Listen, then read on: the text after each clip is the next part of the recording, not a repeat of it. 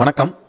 மக்கள் அதிகார கழகத்தின் சார்பில் வருகின்ற பிப்ரவரி 21ஆம் தேதி மதுரை தமுக்கம் மைதானத்தில் ஒரு தமிழ்நாட்டின் பெருவிழா ஒன்றை நடத்த உள்ளோம். சாதி மதம் கடந்து காதலிக்க மனம் முடிக்க வேண்டும் ஜனநாயகம் என்ற தலைப்பின் கீழ் தமிழ்நாட்டு பண்பாட்டு பெருவிழா என்ற ஒரு நிகழ்வை நாங்கள் நடத்த உள்ளோம். அன்பார்ந்த தோழர்களே, உழைக்கும் மக்களே, எமது அமைப்பு கடந்த 2025ஆம் ஆண்டு டிசம்பர் மாதம் 28ஆம் தேதி சாதி மதம் கடந்து காதலிக்க மணமுடிக்க வேண்டும் ஜனநாயகம் என்ற தலைப்பின் கீழ் ஒரு சாதி மறுப்பு திருமணத்தை மதுரை ஒத்தக்கடை அருகே எமது அமைப்பின் இணைச் செயலாளர் தோழர் ரவி அவர்களுக்கு நாங்கள் நடத்தி வைத்தோம். அந்த திருமணமும் ஒரு இயக்கமாக தமிழ்நாடு முழுவதும் எடுத்துச் செல்லப்பட்டு பல்வேறு ஜனநாயக சக்திகளை அழைத்து அரசியல் கட்சி தலைவர்களை அழைத்து மிகச் சிறப்பாக நடைபெற்ற ஒரு திருமணமாக அமைந்தது. இதில் ஏராளமான இளைஞர்கள், மாணவர்கள், அரசியல் கட்சியைச் சேர்ந்தவர்கள் கலந்து கொண்டு மணமக்களை வாழ்த்தினார்கள். இப்படி ஒரு பண்பாட்டு நிகழ்வை ஒரு அரசியல் ரீதியான பிரச்சாரமாக எடுத்துச் சென்று நாம் செய்ததென்பது ஏறக்குறைய இந்த அளவுக்கு பிரபலமாக செய்ததென்பது இளைஞர்கள், மாணவர்கள் மத்தியில் ஒரு பெரும் வரவேற்பை பெற்றது. அதன் தொடர்ச்சியாகத்தான் இந்த வருகின்ற பிப்ரவரி 21ஆம் நாள் மதுரை தமுக்க மைதானத்தில் இந்த விழாவை இன்னும் பெரும் முயற்சியாக இன்னும் ஒரு பெரிய அளவில் ஒரு பண்பாட்டு விழாவாக நடத்த வேண்டும் என்று அதை நாங்கள் செய்து வருகின்றோம். தோழர்களே, ஜனநாயக சக்திகளே, உழைக்கும் மக்களே, தமிழ்நாட்டில் மட்டுமல்ல இந்தியா முழுவதும் இன்றைக்கு சாதி என்பது மிகப்பெரிய அளவில் ஒரு கொடூர நிகழ்வுகளை நடத்தி வருகின்றது. RSS BJP என்று சொல்லக்கூடிய இந்த இந்து மதவெறி அமைப்பு என்பது அந்த சாதி குறிப்பாக ஆதிக்க சாதிகளை, ஆதிக்க சாதி சங்கங்களை, ஆதிக்க சாதி அமைப்புகளை வலுப்படுத்துகின்ற வேலையை தொடர்ச்சியாக செய்து வருகின்றது. சாதி ரீதியான தாக்குதல் என்பது பல்வேறு வகைப்பட்டதாக இருந்த போதிலும் அதில் குறிப்பாக சாதிய ஆணவ படுகொலைகள் என்பது மிக கொடூரமாக இந்தியா அளவில் எடுத்துக்கொண்டால் அன்றாட நிகழ்வாக அந்த சாதி ஆணவ படுகொலைகள் என்பது நடந்து வந்து கொண்டே இருக்கின்றது.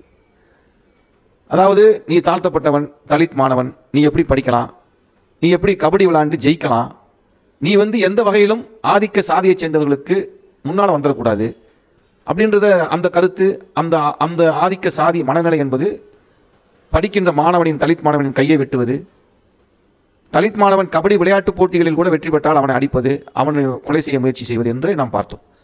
அதில் ஒரு முக்கியமான நிகழ்வாகத்தான் நாம் இன்று ஆணவ படுகொலைகள் என்பது தொடர்ச்சியாக நடந்து வருவதை பார்க்கின்றோம். கண்ணகி முருகேசன் கொலை என்பது மொத்த சமூகமும் சேர்ந்து நடத்திய கொலை. இருவரும் படித்தவர்கள், படிக்கின்ற இடத்தில் காதல் செய்கின்றார்கள். வன்னியர் சாதியைச் சேர்ந்த கண்ணகி, தலித் பிரிவைச் சேர்ந்த முருகேசன், இருவருக்கும் காதல் ஏற்படுகின்றது. இருவரும் படித்தவர்கள் தான். ஆனால் அதை அந்த ஆதிக்க சாதி வெறியர்கள் அங்கீகரிக்காமல் அவர்களை பிடித்து காதில் விஷத்தை ஊற்றி கொன்றார்கள் என்று சமீபத்தில் தீர்ப்பு தண்டனை எல்லாம் வழங்கப்பட்டது. இவ்வளவு கொடூரமாக ஒரு உயிரை கொள்ளுகின்ற அளவுக்கு, சொந்த பெத்த பிள்ளையை கொலை செய்கின்ற அளவுக்கு சாதி என்பது ஊறி போயிருக்கின்றது.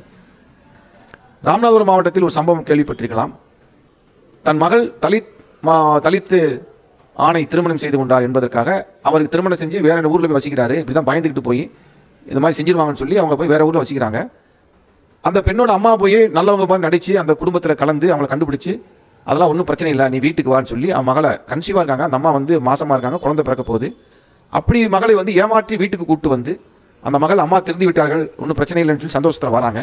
வீட்டுக்கு கூப்பிட்டு வீட்டை அடைச்சிக்கிட்டு தன்னோட அந்த தாய்மாமன், அதாவது அந்த அம்மாவோட அண்ணன் தம்பியெல்லாம் கூப்பிட்டு வச்சு அந்த பெண்ணை விஷ வைத்து கொண்டார்கள் என்ற மிக கொடூரமான செயல்கள் நம்ம கேள்விப்பட்டிருக்கின்றோம்.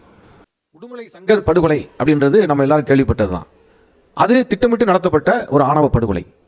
அந்த படுகொலை செய்தவர்களும் அந்த குடும்பத்தையும் அந்த சாதியைச் சேர்ந்த, ஆதிக்க சாதியைச் சேர்ந்த சங்கங்கள் பாதுகாக்கின்றன. அவங்களுக்கு வழக்கு நடத்துறாங்க, அதுக்குன்னு ஃபண்டு கலெக்ட் பண்றாங்க. அப்ப இப்படி ஒரு மோசமான பண்பாட்டை, ஆக பிற்போக்கான ஒரு பண்பாட்டை, ஒரு ஆதிக்க சாதி வெறியை நிலைநிறுத்துகின்ற ஒரு பண்பாட்டை கட்டி காக்கின்ற வேலைகளை இந்த சங்கங்கள்லாம் செய்கிறாங்க. அதுக்குன்னு அமைப்பு வச்சிருக்காங்க, செய்கிறாங்க. அப்போ ஏன் சொல்கிறோம்னு சொன்னால், அவங்க ஆதிக்க சாதியைச் சேர்ந்தவர்கள் இதுபோல ஒரு அமைப்பாகவே செயல்படுகின்ற இதெல்லாம் நம்ம பார்க்க முடியுது. அதற்கு பின்னால் RSS BJP தான் எல்லாத்தையும் அதையெல்லாம் பேலன்ஸ் பண்ணி நடத்திக்கிட்டு இருக்காங்கிறதையும் நம்ம பார்க்க முடியுது. இன்னொரு பக்கம் கிராமப்புறங்களில் இவங்க நீடிப்பதற்கான சூழல் என்னன்னு கேட்டிங்கன்னா, இன்றைக்கும் இளைஞர்கள், மாணவர்கள் படித்திருந்தாலும் கூட அவர்கள் வெளியே வராமல் அந்த கிராமத்துக்குள்ளே இருக்காங்க. அந்த கிராமத்தில் நடக்கக்கூடிய விழாக்களுக்கு, திருமணங்களுக்கெல்லாம் ஃப்ளெக்ஸ் வைக்கிறாங்க. அதில் தன்னோட சாதி தலைவர்களை பெருமையாக போட்டுக்கிறாங்க. ஆனால் குடிபோதைக்கும் பல்வேறு போதை வசதிகளை அவங்க பயன்படுத்துகிறாங்க. நிறைய சீரழிவான பழக்க வழக்கங்கள் இருக்குது. அப்போ அது போன்ற இளைஞர்கள் தன்னோட வாழ்க்கையை பார்த்துக் கொள்வதற்கு, தன்னோட வாழ்க்கையை மேம்படுத்திக் கொள்வதற்கு எந்த வகையான வழிமுறையும் இல்லாமல் இது போன்ற சாதிய பெருமையில் சிக்கிக்கொண்டு சீரழிவான பண்பாட்டில் சிக்கிக்கொண்டு இருக்கின்ற இளைஞர்கள் நாம் பார்க்க முடியுது. அவங்க தான் பெரும்பகுதி பார்த்தீங்கன்னா அந்த ஆதிக்க சாதியுடைய அமைப்புகளில் இருக்காங்க. இப்போ ஒன்று சாதிய முரண்பாட்டின் விளைவாக நிறைய பிளவுகள் நடக்குது. ஆதிக்க சாதியைச் சேர்ந்த சங்கங்கள் அதற்கு துணை போகின்றன. இது போன்ற நடவடிக்கைகள் தான் ஆணவ படுகொலைகளுக்கும் காரணமாக இருக்கின்றன அப்படின்னு பார்க்குறோம். அப்போ இதையெல்லாம் முறியடிக்க வேண்டும் என்றால் நாம் ஒரு ஜனநாயக வகைப்பட்ட ஒரு நடவடிக்கை கூட வர வேண்டியது இருக்குது. உதாரணமாக இன்றைக்கு அரசாங்கம் அதில் பல்வேறு சட்டங்களை இயற்ற வேண்டியதும் அவசியமாக இருக்குது. அதாவது ஆணவ படுகொலைகளுக்கு எதிராக தனிச்சட்டம் இயற்ற வேண்டும் என்பது பல்வேறு கட்சிகளும் கோரிக்கை வைக்கின்றார்கள். மக்கள் அதிகார கழகமும் கோரிக்கை வைக்கின்றது. ஆணவ படுகொலைகள் நடந்தால் யார் அதை செய்கின்றார்களோ அவர்களுடைய சொத்துக்கள் பறிமுதல் செய்யப்பட வேண்டும். பாதிக்கப்பட்ட மக்களுக்கு, பாதிக்கப்பட்ட நபருக்கு, அந்த குடும்பத்திற்கு 1 கோடி ரூபாய் வரை இழப்பீடு தர வேண்டும் என்றெல்லாம் சட்டங்களை கொண்டு வர வேண்டும் என்று மக்கள் அதிகார கழகம் அந்த கோரிக்கை வைத்திருக்கின்றது. பல்வேறு ஜனநாயக சக்திகளும் அந்த கோரிக்கையை வைத்திருக்கின்றார்கள். அதை சட்டசபையில் இது போன்ற ஒரு ஆணையத்தை கொண்டு வரப்போகிறோம் என்று சொன்னாலும் கூட, கொண்டு வந்தாலும் கூட அது எப்படி அது உணர்வுபூர்வமாக உயிரோட்டமாக இயங்குகின்றது என்பதில் பல்வேறு சந்தேகங்கள் இருக்கின்றன. திமுக அரசு ஆட்சிக்கு வருவதற்கு முன்பாக பல்வேறு கோரிக்கைகளை, மக்களுக்கு பல்வேறு வாக்குறுதிகளை கொடுத்தாலும் இன்னும் பெரும்பகுதியான வாக்குறுதிகள் என்பது நிறைவேற்றப்படாமல் தான் இருக்கின்றன. தூத்துக்குடி துப்பாக்கிச் சூட்டில் இறந்தவர்கள், அவர்களுக்கு நியாயம் கிடைக்க நாங்கள் வழிவகை செய்வோம், அதில் சம்பந்தப்பட்ட அதிகாரிகளை எல்லாம் நாங்கள் தண்டிப்போம் என்று சொன்ன திமுக அரசு அதை பற்றி எந்த நடவடிக்கையும் எடுக்கவில்லை. இப்படி பல விஷயங்களை திமுக அரசினுடைய வாக்குறுதிகள் எப்படி பொய்யாகவும் மக்களை ஏமாற்றுகின்ற செயலாகவும் இருக்கின்றன என்பதை நாம் பல விஷயங்களை சுட்டிக்காட்ட முடியும். அப்போ அப்படியெல்லாம் இல்லாமல் ஒரு ஆக்கப்பூர்வமான சட்டங்களை உருவாக்க வேண்டியது என்பது அவசியமாக இருக்கின்றது. அதை தாண்டி சட்டங்கள் இயற்றுவதால் மட்டுமே இதை சரி செய்து விட முடியும் என்ற நம்பிக்கை எல்லாம் கிடையாது. அது ஒரு வகையில் தான் அது பயன்படுத்த முடியும். முழுமையாக அது பயன்பட வேண்டும் என்றால் சமூகத்தில் இது போன்ற இயக்கங்கள், இது போன்ற பிரச்சாரங்கள், இது போன்ற கருத்தியலை நாம் கொண்டு செல்ல வேண்டியது மிக மிக அவசியமாக இருக்கின்றது. ஆதிக்க சாதியைச் சேர்ந்தவர்கள் மத்தியில், ஆதிக்க சாதியைச் சேர்ந்த மாணவர்கள், இளைஞர்கள் மத்தியில் இப்படிப்பட்ட ஜனநாயக உணர்வை வளர்த்தெடுக்க வேண்டியது இது நம்மை போன்ற சமூக இயக்கங்களின் பங்களிப்பாக இருக்கின்றது. அப்படிப்பட்ட ஒரு சமூக இயக்கமாக ஒரு சமூகத்தில் ஒரு கருத்தை, இப்படி ஒரு பண்பாட்டை எடுத்து செல்கின்ற நடவடிக்கை என்பது மிக மிக முக்கியமானது. வெறுமனே சட்டம் இயற்றுவது மட்டுமல்ல, அந்த சட்டத்தில் இருக்கின்ற நியாயத்தை உணர்கின்ற வகையில், அனைத்து குறிப்பாக ஆதிக்க சாதியைச் சேர்ந்தவர்கள் உணர்கின்ற வகையில் அதை இயக்கமாக எடுத்து செல்ல வேண்டியது அவசியமாக இருக்கின்றது.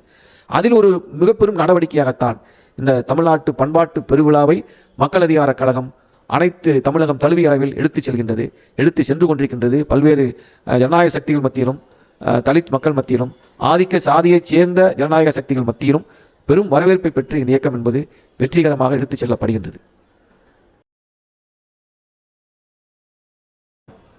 தமிழர்கள், தமிழ் பண்பாடு என்பது நேரடியாக சமஸ்கிருதத்திற்கு எதிரானது, பார்ப்பனிய பண்பாட்டுக்கு எதிரானது. தமிழ் மொழியும் தமிழினுடைய தொன்மையான அடையாளங்களும், அந்த அடையாளங்கள் எதிலும் சாதி கிடையாது, ஏற்றத்தாழ்வுகள் கிடையாது, யாதும் ஊரே யாவரும் கேளீர் என்பதும், அனைத்து மக்களையும் சமமாக நடத்துவது என்பதுதான் தமிழர்கள் பண்பாடாகவே இருந்து வருகின்றது. நாம் மட்டும் சொல்லவில்லை, ஆய்வுகளை அதை நிரூபிக்கின்றன, கீழடி ஆய்வுகள் நிரூபிக்கின்றன. இப்படிப்பட்ட சூழலில் காதல் செய்வது என்பது இயல்பானது. காதல் செய்வதன் மூலமாக அகமண முறை என்பதும் உடைக்கப்படுகின்றது, சாதிய கட்டுமானம் என்பதும் உடைக்கப்படுகின்றது. ஆக சாதி மறுப்பு என்பது இங்கு இதில் இருக்கு.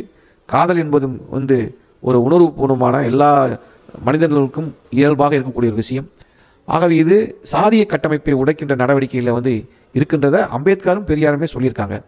அந்த வகையில் இந்த இயக்கம் என்பது, தமிழ்நாட்டு பண்பாட்டு பெருவிழா என்பது, சாதி மதம் கடந்து காதலிக்க மனம் முடிக்க வேண்டும் ஜனநாயகம் என்பது, அது ஒரு சாதிய கட்டமைப்பை, சாதிய இறுக்கத்தை, சாதி ரீதியான பிளவுகளை உடைப்பதற்கான ஒரு அம்சமாக, ஒரு பிரதான அம்சமாக இருக்கின்றது.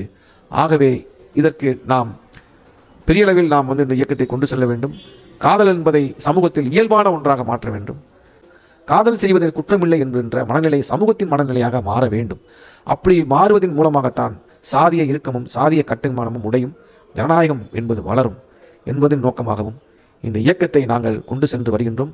மக்கள் மத்தியில், ஜனநாயக சக்திகள் மத்தியில், இளைஞர்கள் மத்தியில், மாணவர்கள் மத்தியில் பெரும் ஆதரவை பெற்று இந்த இயக்கம் வெற்றிகரமாக நடைபெற்றுக் கொண்டிருக்கின்றது. ஆகவே இந்த இயக்கம் என்பது 21ஆம் தேதி மதுரை தமுக்கம் மைதானத்தில் மிகச்சிறப்பாக நடக்க உள்ளது. பல்வேறு கலை வடிவங்களை அங்கே நாங்கள் நடத்த இருக்கின்றோம். இரத்த சாட்சியங்களாக காதல், அதாவது ஆணவ படுகொலையால் பாதிக்கப்பட்ட பெற்றோர்கள் பேசவிருக்கின்றார்கள். மதுரை வீரன் போன்ற அந்த நாடகங்களை அங்கே நாங்கள் அங்கே நடத்தவிருக்கின்றோம். பல்வேறு ஜனநாயக சக்திகள், அரசியல் சக்திகள் அங்கே உரையாற்ற இருக்கின்றார்கள். பல்வேறு இது போன்ற ஆணவ படுகொலையால் பாதிக்கப்பட்டவங்களுடைய படங்கள் சிறப்பிப்பதற்கான நிகழ்வுகளும் நடக்கவிருக்கிறது. பல்வேறு வடிவங்களில் இந்த நிகழ்ச்சி என்பது ஒருங்கிணைக்கப்பட்டு ஒரு பிரம்மாண்டமாக நடைபெற உள்ளது. சமூகத்திற்கும் மக்களுக்கும் தேவையான ஒரு நிகழ்வு. இன்றைய RSS BJP நாட்டை சாதி மத ரீதியாக துண்டாடி வருகின்ற நிலையில் நாம் இந்த இயக்கத்தை ஒரு அரசியல் இயக்கமாகவும் முன்னெடுத்து செல்ல வேண்டியது, ஒரு பண்பாட்டு இயக்கமாகவும் முன்னெடுத்து செல்ல வேண்டியது அவசியமாக இருக்கின்றது என்ற அடிப்படையில் இந்த நிகழ்வை நடத்த உள்ளது மக்கள் அதிகார கழகம். அனைத்து உழைக்கும் மக்களும், ஜனநாயக சக்திகளும், இளைஞர்களும், மாணவர்களும் பெருமளவில் கலந்து கொண்டு ஆதரவளிக்குமாறு கேட்டுக்கொள்கின்றோம். நன்றி.